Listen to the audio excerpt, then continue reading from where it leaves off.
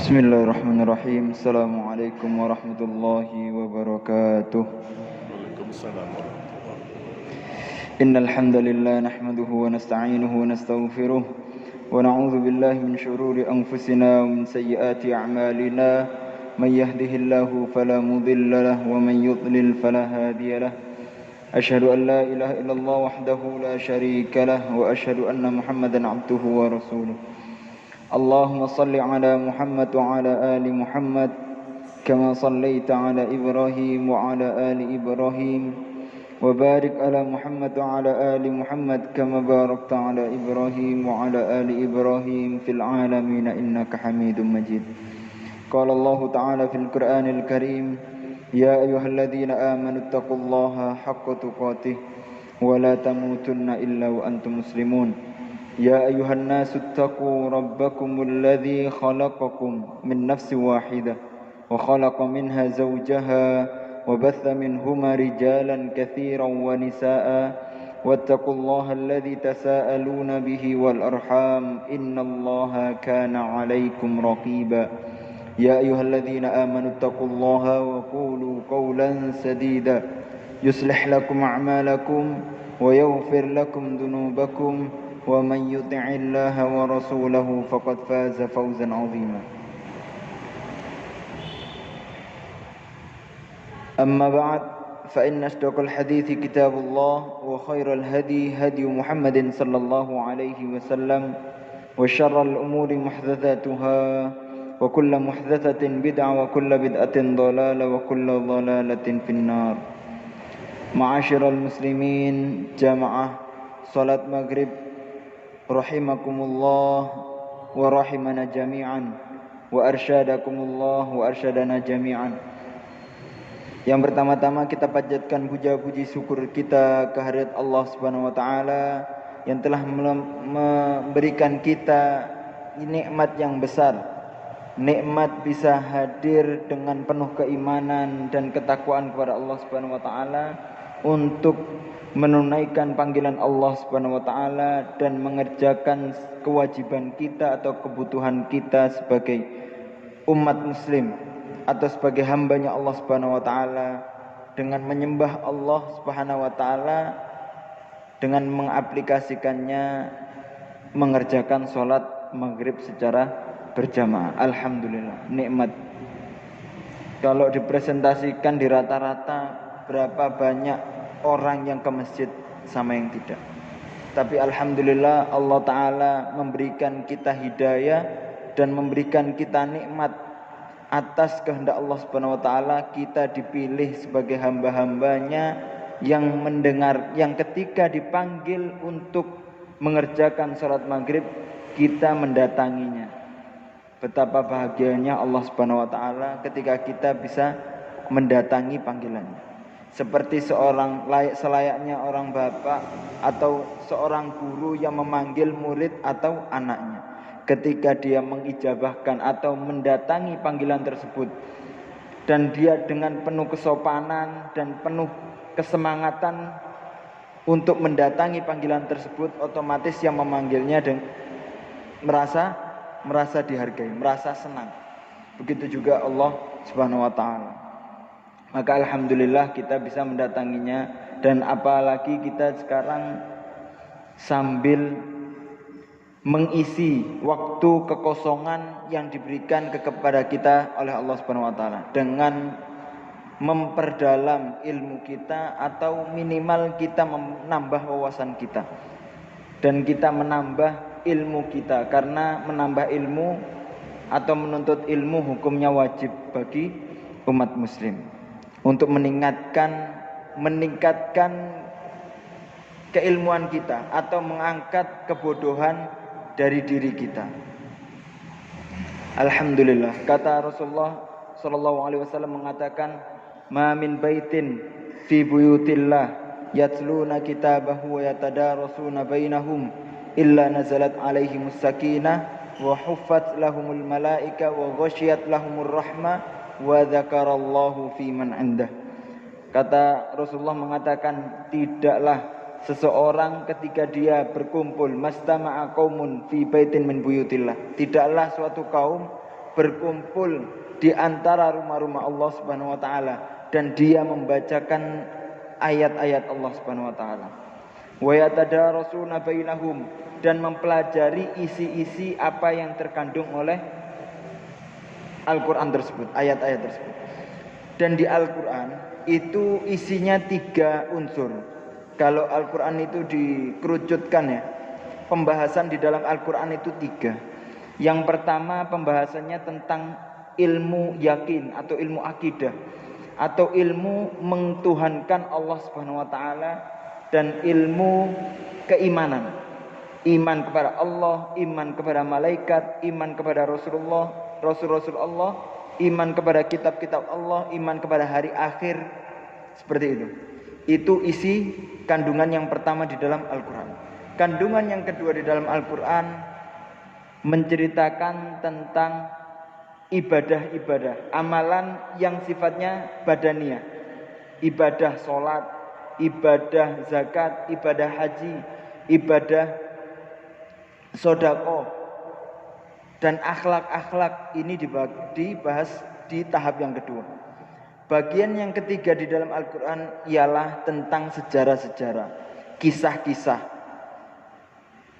kisah-kisah para nabi yang bisa kita contoh, atau kisah-kisah dari kaum-kaum yang tidak layak untuk kita contoh, sebagai contoh kita, tapi bukan untuk dikerjakan, tapi untuk dihati-hatikan.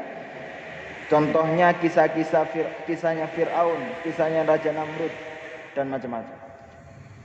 Dan di Al-Quran juga yang ketiga tadi tentang kisah-kisah, tentang sejarah. Untuk apa? Untuk memotivasi diri kita. Maka para ulama dari kandungan Al-Quran tersebut dan dari penjelasan-penjelasan yang diajarkan oleh Rasulullah SAW di hadisnya, maka para ulama mengkerucutkan dari isi-isi tersebut dalam kitab-kitabnya. Ketika para ulama memahami tentang isi Al-Quran, oh sholat itu seperti ini ya, oh di sholat itu di Al-Quran diperintahkannya wajib, dan cara mengerjakan sholat itu di hadis-hadisnya Rasulullah. Maka nanti murid-murid saya atau umat-umatnya Rasulullah ini kalau memahaminya takut salah, maka para ulama membuat bukunya tentang sifat sholat Nabi, dibikin buku. Para ulama juga gitu. Di Al-Quran kan letaknya campur. Ada yang di pertama ceritanya Nabi Adam dan Iblis. Nanti setelahnya ada cerita yang lain. Maka para ulama mengkerucutkan. Sekarang kalau pembahasannya tentang Nabi Muhammad saja, maka saya bikin buku tentang sirah Rasulullah, perjalanan hidup nabi-nabi. Ada ulama namanya Ibnu Katsir. Dia melihat di Al-Quran ini banyak cerita-cerita Nabi. Maka cerita-cerita tersebut saya kumpulkan biar para pembacanya mudah untuk memahaminya. Maka dibuat kitab Qisasul Anbiya. Maka ketika kita mempelajari kitab seperti ini sama saja kita masuk ke dalam hadisnya Rasulullah tentang yatadarasuna bainahum, mempelajari tentang isi-isi Al-Quran. Enggak harus, kalau kita mempelajari langsung dari Al-Quran baik, tapi kita mempelajari kitab-kitab yang ada hubungannya tentang keislaman maka juga baik. Yatadarasuna bainahum. Apa yang didapat oleh mereka yang mempelajari ayat-ayat Al-Quran, ayat-ayat Allah Subhanahu wa taala, dan mempelajari hukum-hukumnya, kata Rasulullah mengatakan illa nazalat alaihim sakinah, mereka diberikan ketenangan hati. Wa ghash, diberikan ketenangan hati. Wa haffat lahumul malaika, para malaikat mengkerubungi mereka, menyelimuti mereka. Kata Rasulullah, yataraqabuna bainahum hatta yablughu sama'id dunya. Hatta yablughu sama'id dunya, sampai malaikat itu saling bertumpukan kepada orang-orang yang menuntut ilmu. Karena ridho dengan apa yang dipelajari, para malaikat itu bertumpukan sampai di langit yang pertama tingginya, berkumpul di atas para penuntut ilmu. Dan yang ketiga, wa ghasyiyat lahumur rahmah, diberikan rahmat oleh Allah Subhanahu wa taala. Sekarang kalau tanpa rahmat Allah Subhanahu wa taala, kita tidak ada apa-apanya. Amalan kita tidak sebanding dengan balasan yang diberikan Allah Subhanahu wa taala surganya kelak. Enggak cukup. Mungkin kalau kata Rasulullah, kalau kita ini enggak diberikan nikmat lupa, otomatis manusia banyak lebih menangis daripada senangnya. Karena apa? Karena dosanya mungkin kalau dipikirkan jauh lebih banyak, lebih berat. Maka hanya dengan rahmat Allah Subhanahu wa taala yang bisa menolong kita. Cara mendapatkan rahmat yaitu dengan seperti ini, mempelajari, mendekatkan diri kita kepada Allah Subhanahu wa taala, takwa, menjauhi larangannya, mempelajari kitab-kitab Allah taala dan mempelajari pelajaran-pelajaran dalam Islam, seperti itu. Dan yang keempat adalah wa dzakarahumullahu fi man indah. Allah taala menyebut-nyebut orang tersebut yang mempelajari, yang mendekatkan diri kepada Allah Subhanahu wa taala. Karena orang kalau sudah cinta otomatis sering disebut-sebut. Kalau kita cinta sama seseorang, otomatis seseorang itu sering kita sebut. Kita pernah diajak orang makan rumah dan kita suka sama orang tersebut. Otomatis lain waktu kita cerita ke orang, saya kemarin diajak makan sama orang tersebut. Orang itu loh baik, dermawan. Saya kemarin diandukkan bakso semua. Kenapa? Karena cintanya dia. Allah Ta'ala kalau sudah cinta, Allah Ta'ala mengatakan kepada halayaknya para malaikat untuk mencintai orang tersebut. Karena Allah Ta'ala mencintai orang tersebut. Subhanallah. Maka kita pelajari kisah-kisah ini, kisah-kisah Nabi Muhammad SAW, agar kita mengetahui dan kita bisa mencontoh suri tauladannya. Mencontoh bagaimana Rasulullah hidup, bagaimana Rasulullah bersama keluarga, bagaimana Rasulullah hidup bersama negaranya, bagaimana Rasulullah hidup dengan para sahabat-sahabatnya. Kita masuk dan melanjutkan ke kitab, insya Allah.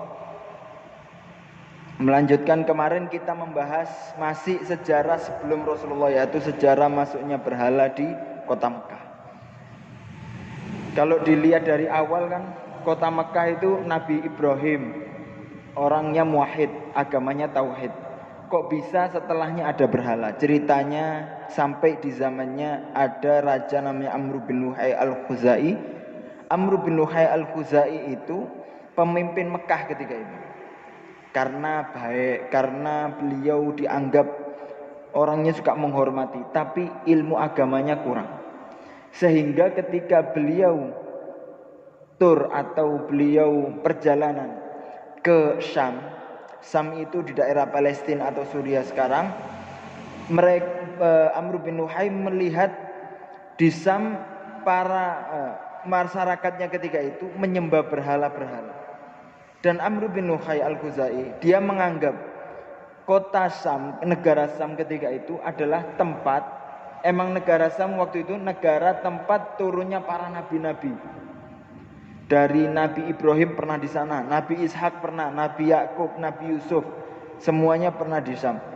Maka dianggap tempatnya tempat yang suci lah, tempat yang tidak ada kesirikannya, tidak ada kemaksiatan di dalamnya, tapi tidak ada tempat yang bisa sempurna seperti itu. Maka ketika Amr bin Luhai al-Khuzai melihat tempat itu ada berhala, maka dia mencontoh, membawa berhala ke Mekah untuk sebagai wasilah saja. Wasilah itu perantara untuk menyembah kepada Allah Subhanahu wa taala, bukan untuk mensyirikkan, bukan menyembah berhala dan menganggap hanya berhala yang bisa memberikan manfaat, bukan, tapi sebagai perantara untuk menyembah Allah Subhanahu wa taala melalui berhala tersebut. Sebagai perantara, ma yuqarribuna ilallahi zulfa, tidak mendekatkan kepada Allah taala, cuman sebagai perantara saja berhala-berhala tersebut.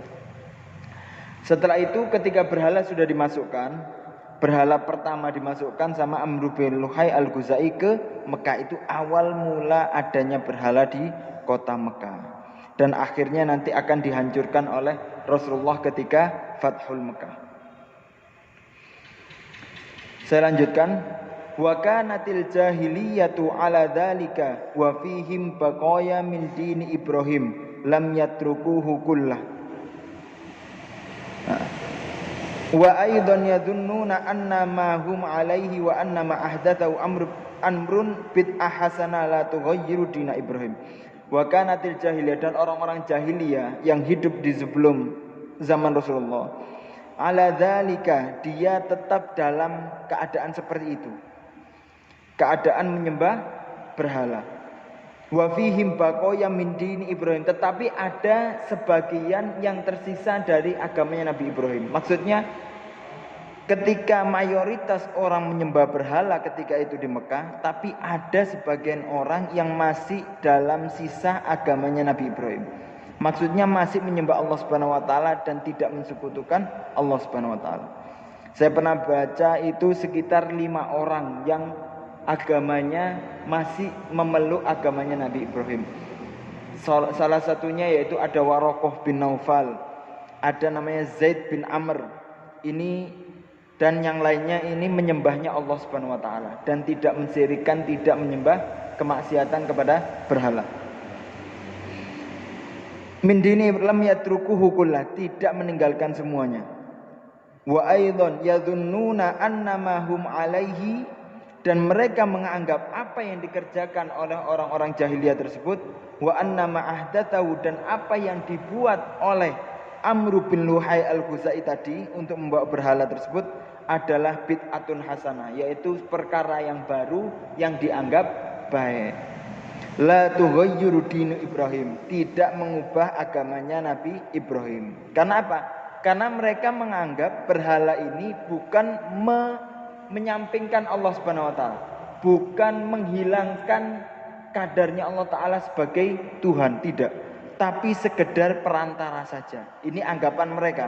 Jadi berhalanya ada, mereka menganggap tetap Tuhan yang di langit satu, Allah, wahidun fis sama, dan tis'atun wa tis'ina fil ard, dan 99-nya ada di bumi. Mereka menganggap seperti itu, bukan menghilangkan Allah Ta'ala. Hatta mereka, sampai mereka ketika ditanya man khalaqas samawati wal ard wala in sa'altahum man khalaqas samawati wal ard la yaqulanna Allah. Apabila mereka ditanya siapa pencipta langit dan bumi, kita menanyakan kepada mereka, para jahiliyah, mereka mengatakan yang menciptakan langit dan bumi tetap Allah Subhanahu wa taala. Dia tidak menghilangkan Allah Ta'ala sebagai Tuhan, tapi mereka menghilangkan kekhususan Allah Ta'ala sebagai Tuhan yang satu-satunya untuk disembah, mengurangi jatahnya Allah Ta'ala sebagai Tuhan yang berhak untuk diminta langsung. Mereka seperti dengan cara apa? Dengan cara perantara tersebut, memerantarakan permintaan kita kepada selain Allah Subhanahu wa taala. Itu pernah kita singgung, kita pernah bahas di sini tentang macam-macam wasilah yang diperbolehkan di dalam agama Islam. Wasilah perantara.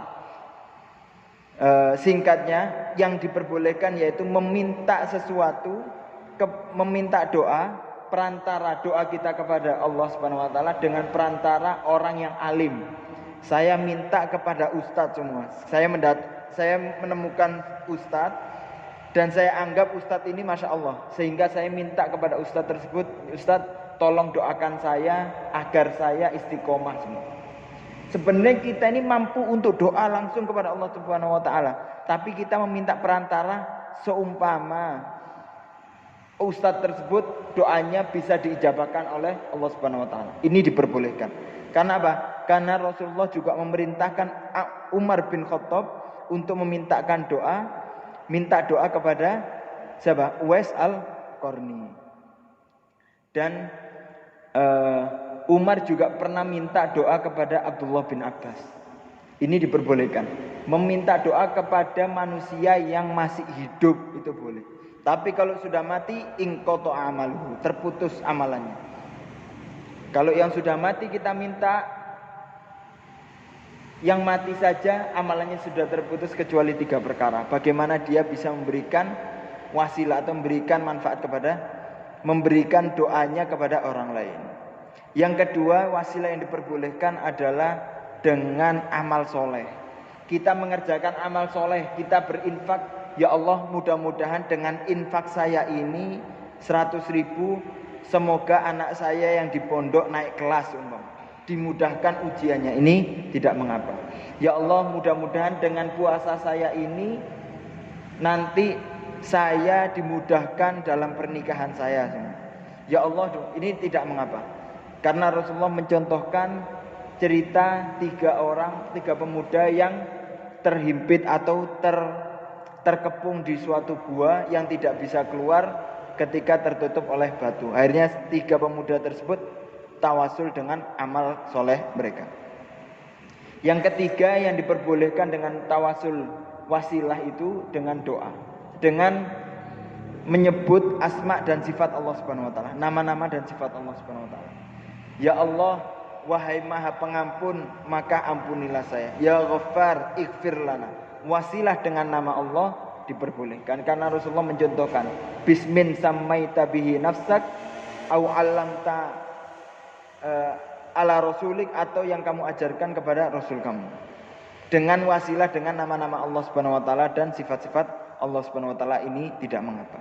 Selain itu tidak diperbolehkan, apalagi tawasul dengan patung yang tidak ada manfaat. Hajar Aswad ini benda yang paling mulia di muka bumi. Hajar Aswad yang bukan konon, di hadis diceritakan Hajar Aswad ini datangnya dari batu surga, tetapi karena dosanya anak Bani Adam maka dia menghitam. Hajar Aswad yang semulia ini, Umar bin Khattab dengan penuh ketauhidannya, apa yang kata Umar? Dikatakan Umar ketika haji ketika pengen mencium Hajar Aswad, Umar mengajak ngobrol Hajar Aswad tadi. Dikatakan, ya Hajar, wahai Hajar, inni a'lamu annaka hajarun. Saya mengetahui kalau kamu ini adalah sebuah batu. La tanfa' wa la tadur, tidak memberikan manfaat dan tidak memberikan mudarat sama sekali. Laula anni ra'aitu Rasulullah sallallahu alaihi wasallam yuqabbiluka ma qabbaltuka kan.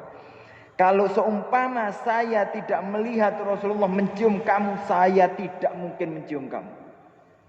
Berarti yang dikerjakan oleh Umar bin Khattab ini bukan memperagungkan Hajar Aswad, tapi apa? Mencium Hajar Aswad bukan karena mengagungkan Hajar Aswad, karena mencontoh sunnahnya Rasulullah SAW. Ketika Rasulullah mencium, mengagungkan Hajar Aswad, maka Umar juga mencium dan mengagungkan Hajar Aswad. Tapi kalau Rasulullah enggak mencontohkan, Umar tidak bakal mencontohkan. Ini Hajar Aswad yang kadarnya luar biasa, yang tidak ada batu sakral lah intinya. Hajar Aswad. Ini Hajar Aswad. Masa kita selain Hajar Aswad, candi atau apalah, peninggalan, apalagi peninggalannya bukan peninggalan Islam, peninggalan Buddha, Hindu dibilang ada keramat.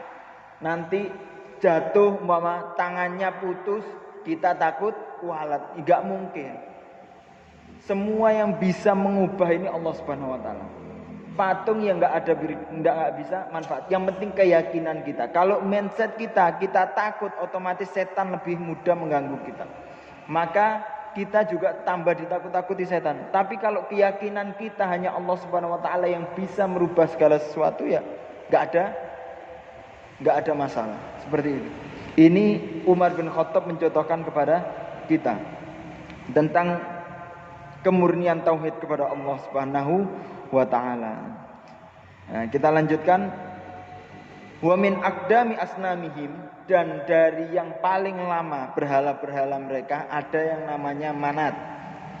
Berhala mereka. Yang pertama tadi Hubal, yang kedua ini adalah namanya Manat. Wa kana mansuban ala sahilil bahri biqudat. Manat ini, berhala Manat ini diambil dari tepi pantai, tepi lautan di daerah Qudat. Qudat itu wallahu alam katanya antara Mekah dan Jeddah. Qudat. Tu'adzimuhul Arab kulluha, dan orang-orang Arab mengagungkan Manat ini semuanya. Lakinnal Aus wal Khazraj kanu ashaddu ta'dhiman lahu min ghairihim. Semua orang Arab ketika itu semua mengagungkan berhala Manat ini. Dan yang paling mengagungkan adalah kaum Aus dan Khazraj ketika itu, yang ada di Mekah, yang ada di Madinah. Tapi mereka suka mendatangi ketika musim haji, mereka mendatangi atau ingin tawaf di Ka'bah, mereka mendatangi ke Ka'bah dan mereka sangat mengagungkan berhala Manat tersebut. Orang Aus dan Khazraj, orang penduduk Madinah. Wa bisababi dzalika anzalallah, karena sebab itu Allah taala menurunkan innas safa wal marwata min sya'airillah, karena sesungguhnya Safa dan Marwah itu adalah salah satu dari syiar-syiar Allah Subhanahu wa taala. Faman hajjal baita, barang siapa yang haji di tanah suci, aw i'tamara atau dia umroh, fala junaha alaihi ayyat tawafa bihima, maka tidak ada balasan atau tidak ada dosa bagi mereka untuk tawaf atau sa'i di antara Safa dan Marwah. Intinya apa? Intinya agar memindahkan keagungan orang-orang Aus dan Khazraj ketika itu ke Manat, dipindahkan kepada Safa dan Marwah, seperti itu. Agar Allah Ta'ala menggantikan, kalau kamu mengagungkan ini ada yang lebih harus kamu agungkan, yaitu Safa dan Marwah. Ini yang kedua. Yang ketiga ada tsummattakhadzul Lat. Berhala yang ketiga adalah Lat namanya. Fit Taif, dia diambil dari Taif, desa Taif. Wakila, dan dikatakan inna aslahu rajulun soleh, dan dikatakan Lat ini dulu adalah seorang pemuda yang soleh. Lat. Jadi dibikin berhala dulu aslinya dia seorang pemuda yang soleh, yang baik. Kana yalutus sawik, dan dia suka, yalutus sawik itu kayak adonan bubur gandum lah, seperti itu. Sawik itu gandum yang dijadikan bubur, sawik. Lil haj. Jadi Lat ini dia suka membuat gandum, bubur gandum seperti itu, dibagikan kepada jamaah haji, orang soleh tersebut. Tapi mungkin karena kesolehan dan dia meninggal sehingga diagungkan oleh orang-orang yang melampaui batas sampai dijadikan berhala. Naudzubillah. Famata fa'aqafu ala qabri, dan ketika Lat tersebut meninggal dan orang-orang yang terlalu melampaui batas untuk mengagungkan Lat tersebut, pemuda soleh tersebut, sehingga kuburannya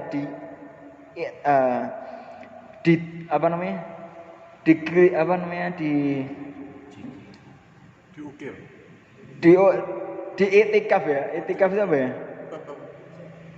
Pokoknya tinggal di sana, ditoafi, dikeramatkan. Nah, seperti itu, dikeramatkan. Ini kuburannya Lat tersebut. Fa'aqafu, di itikaf, dikeramatkan di sana. Terus yang keempat ada tsummattakhadhu al-Uzza. Yang pertama Hubal, yang kedua tadi Manat, paling besar Hubal ya. Terus tiga-tiga ini yang diambil. Yang pertama Manat tadi dari Kudat, Lat dari Taif, yang ketiga ini Uzza biwadi Nakhla baina Makkah wa Taif. Dan yang ketiga Uzza ini diambil dari wadi pinggiran gunung ini. Lereng ya namanya. Lereng dan kebun kurma ketika itu antara Mekah dan Taif. Diambil Uzza tersebut. Ini berhala yang paling besar-besar di Mekah ketika itu. Yang pertama adalah Hubal, yang kedua adalah Manat, yang ketiga adalah Lat, yang keempat adalah Al-Uzza. Ini pokok berhala di zaman jahiliyah 4. Setelah itu nanti ada prosesnya, cuman di sini enggak diceritakan lengkap. Nanti sampai Amr bin Luhai al-Ghuzai itu mengumpulkan para petinggi kabilah-kabilah masing-masing. Seumpama kalau Amr bin Luhai ini seumpama presiden ya.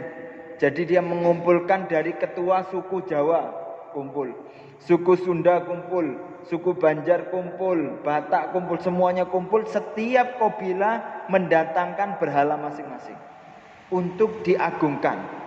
Ketika itu berhala masing-masing diagungkan, ditaruh di sekitar Ka'bah. Setelah itu nanti berganti zaman sampai setiap orang mempunyai berhala masing-masing di rumah masing-masing. Maka di zaman Nabi tidak kaget kalau kita mendapatkan kisahnya nanti Rasulullah Fatul Mekah mendapati berhala itu sebanyak 360 berhala yang mengelilingi Ka'bah. Karena apa? Karena setiap kabilah yang datang dia menaruh berhalanya masing-masing untuk diagungkan seperti itu. Fahadihi thalatha akbaru awthanihim, dan berhala yang tiga itu yang tadi maksudnya yang diceritakan di Manat, Lat sama Uzza itu adalah berhala yang paling besar menurut mereka.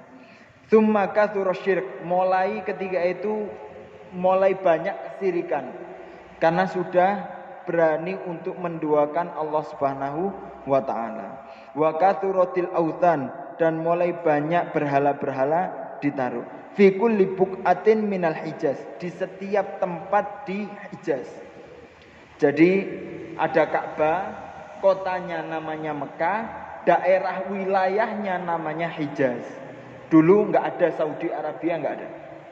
Saudi Arabia itu tahun 1500-an kira-kira. Itu baru ada Saudi Arabia, yang pencetusnya adalah Muhammad bin Saud. Karena dari Raja Muhammad bin Saud turun ke anak turunnya sekarang sampai Raja Salman ini diambil dari nama bapaknya Saud, maka wilayah yang dikuasai oleh Muhammad bin Saud dijadikan nama Mamlakah Saudiyah, tempat Raja Saudi, seperti itu. Jadi wilayahnya nama Hijaz. Jadi di Hijaz ketika itu semuanya tempat ada berhalanya. Wa kana lahum aidan buyutun yu'azzimunaha kata'zimil Ka'bah, dan mereka juga mempunyai tempat-tempat yang diagungkan, rumah-rumah yang diagungkan seperti pengagungan kepada Ka'bah mereka. Wa kanu kama qala ta'ala, dan itu mereka kerjakan seperti yang dikatakan oleh Allah Subhanahu wa taala.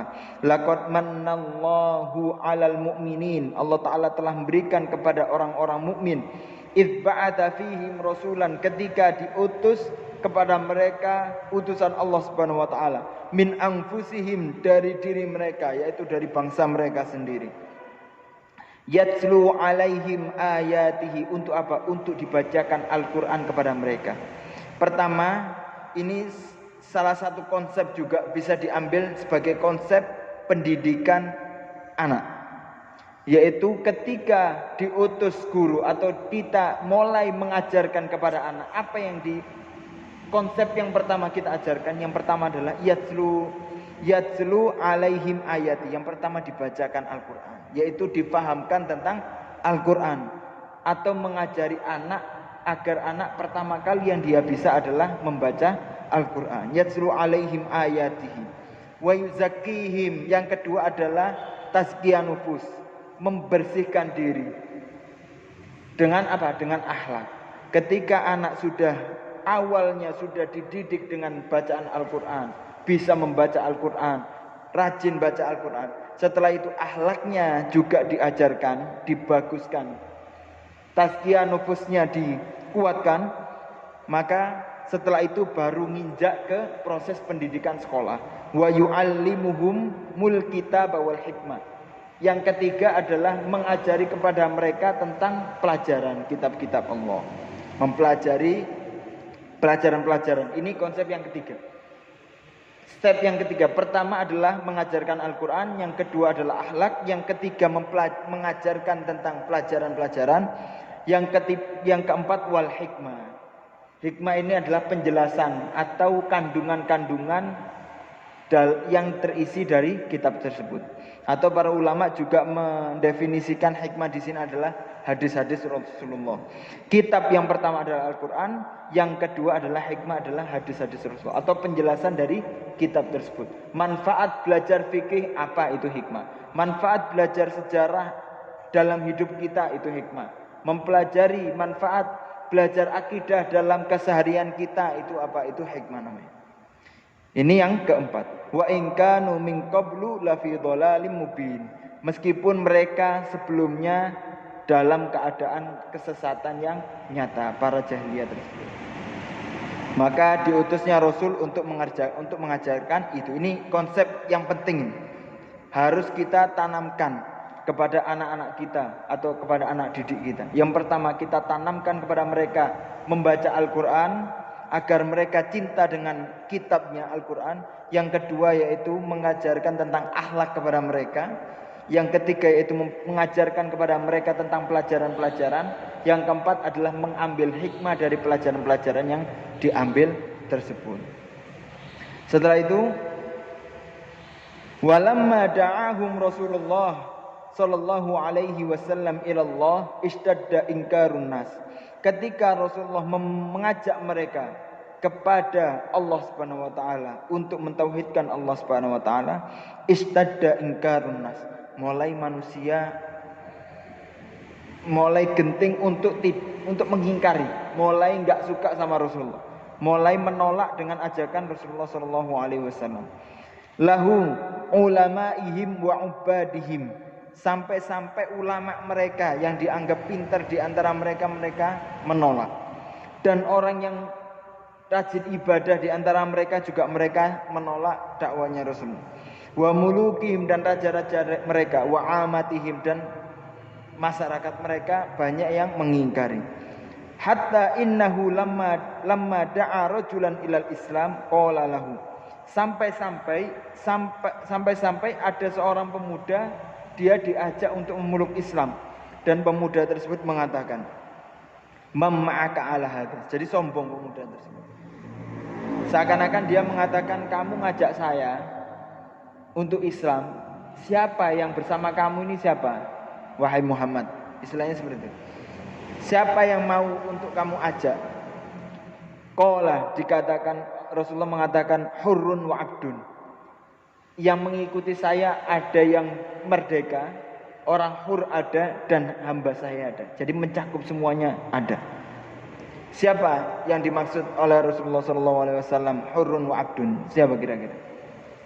Yang mengikuti Rasulullah pertama kali, ada yang merdeka, juga ada yang dari kalangan budak. Siapa? Abu Bakar dan Bilal bin Rabah. Sampai Umar mengatakan Sayyid a'taqas Sayyid, Tuan membebaskan Tuan. Maksudnya siapa? Tuan Abu Bakar membebaskan Tuan Bilal. Seperti itu. Subhanallah.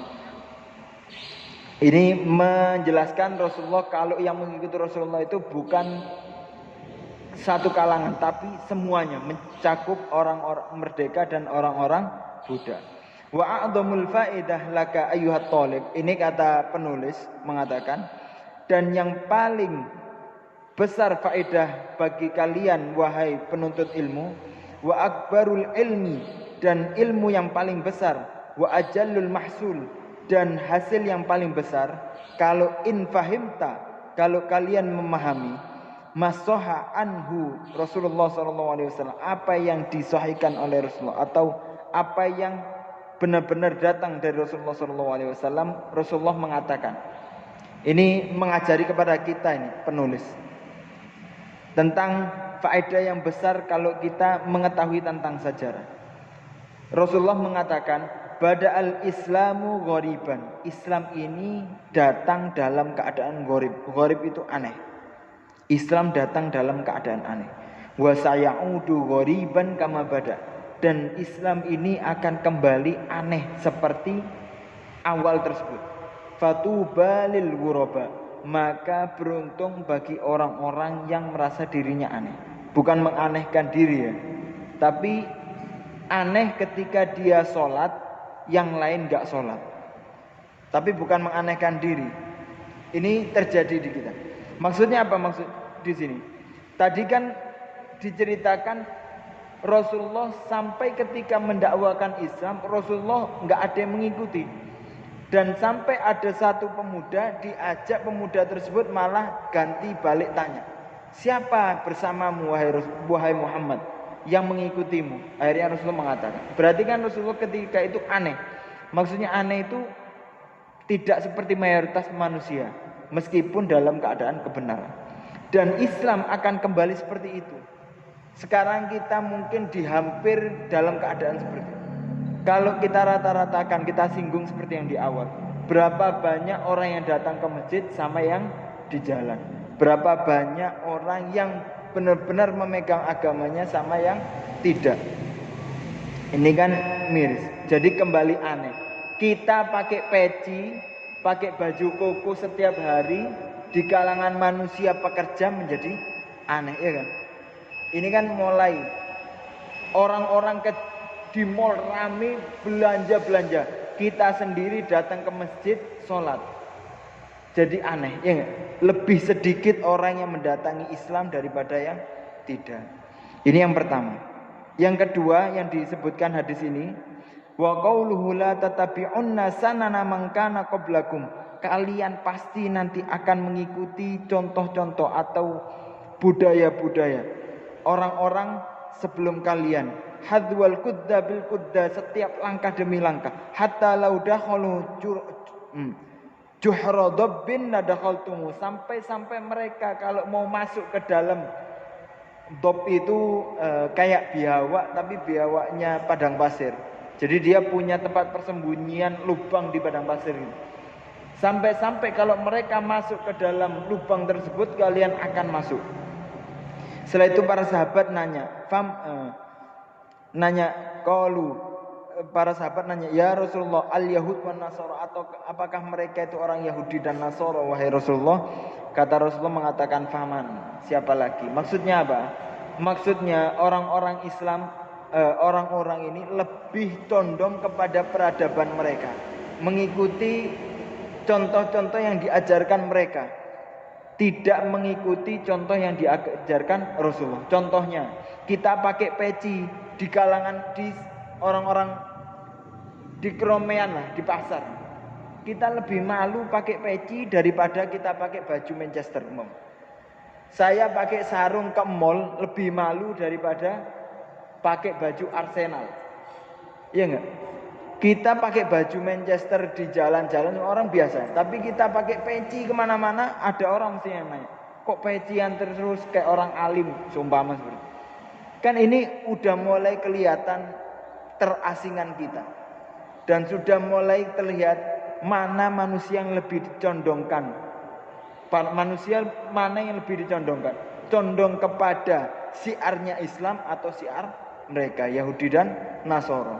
Pakai sarung dianggap alim, pakai jin lobang-lobang sobek lututnya menjadi tren, pakai celana agak nyingkrang semua. Kita keluar dari ikhtilaf ya, dari masalah cingkrang atau enggak cingkrang. Intinya di hadis juga pernah diajarkan bolehnya cingkrang. Ketika kita pakai cingkrang, itu lebih dipermasalahkan daripada orang yang pakai jin bolong. Kan aneh. Orang yang cingkrang itu mungkin dia mengambil sunnah yang dipelajari di hadis, tapi celana bolong jelas-jelas bukan Islam yang mengajari. Tapi orang lebih malu dari pakai cingkrang daripada celana bolong, lutut bolong. Ya, ini sudah kelihatan mana keterasingan, mana kecondongan manusia terhadap sunnah-sunnahnya atau siarnya Yahudi atau siarnya Islam. Naudzubillah. Makanya kita harus jaga diri kita. Makanya Rasulullah juga menasihati kepada manusia akhir zaman atau yang dekat-dekat, memegang sunnah itu atau memegang Islam itu seperti memegang bara api. Maka apa yang kita kerjakan